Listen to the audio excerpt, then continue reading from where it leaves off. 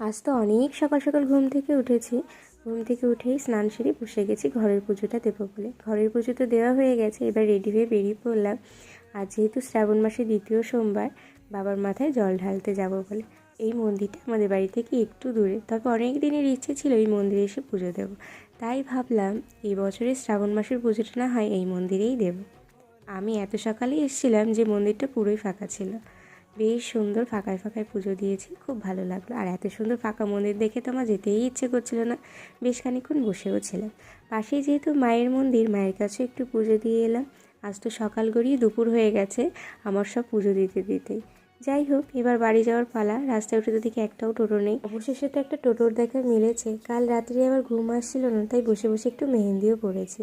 আমাদের বাড়িতে পুজো দেওয়ার লোক বলতে পারো শুধু আমি, কিন্তু সাবু মাখা খাওয়ার জন্য সবাই আছে। তারপর মা দিয়ে গেলো একটু বেদানার রস। তো আজকের ভিডিওটা এখানেই শেষ করি।